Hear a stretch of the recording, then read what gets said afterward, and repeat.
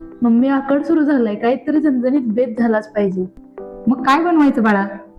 झणझणीत तांबडा पांढरा रस्सा, खरडा चिकन व मस्त रबरबीत मटण करूया की. अहो यांचा बेत ठरतो, पण आम्हा महिलांना कांदा चिरा, खोबऱ्याचं वाटण करा, नारळासाठी वेगळं दूध काढा, खरडा चिकन साठी वेगळा मसाला बनवा.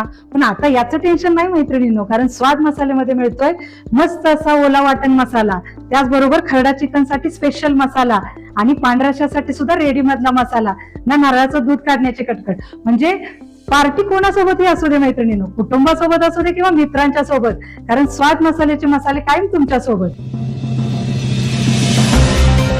माधवनगर बुदगावात मोकाट डुकरांचा हैदोस, रास्ता रोको व उपोषणाचा इशारा.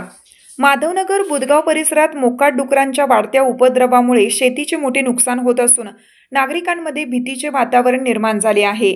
या प्रश्नावर तातडीने उपाययोजना कराव्यात अशी मागणी करत ग्रामस्थांनी पालकमंत्री व जिल्हा अधिकाऱ्यांना निवेदन दिलं आहे.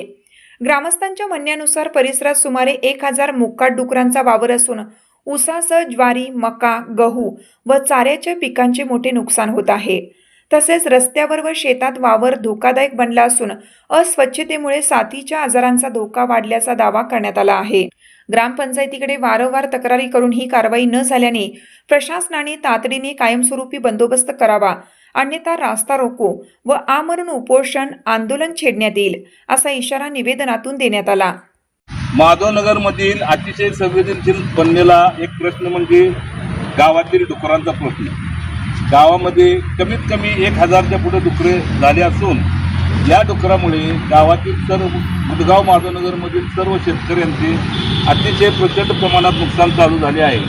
तसेच या डुकरामुळे गावामध्ये रोगराई पसरण्यास सुरुवात झाली असून 10 ते 12 लोक प्रभावित झालेले आहेत. या डुकरामुळे अतिशय घाणेरडा प्रकार गावात चालू असून या डुकरांचं काय केलं पाहिजे हा सर्वसामान्य माणसापुढे पडलेला प्रश्न.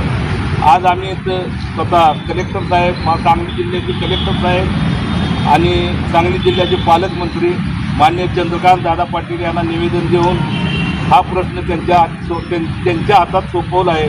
ते योग्य ती दक्षता घेतील, योग्य ती काळजी घेतील व गावातील डुकरांचा संपूर्णपणे नायनाट करतील ही आम्ही आशा करून हे सर्व प्रकरण केलं आहे. त्याबद्दल निवेदन दिलेलं आहे. याच्या पुढे जर डुकरे जर गावात दिसली तर त्यानंतर मात्र आम्ही कुठेही न थांबता अमरण उपोषणास तयार आहोत आणि गावकऱ्यांनी अमरण उपोषणाचा निर्णय घेतलेला आहे.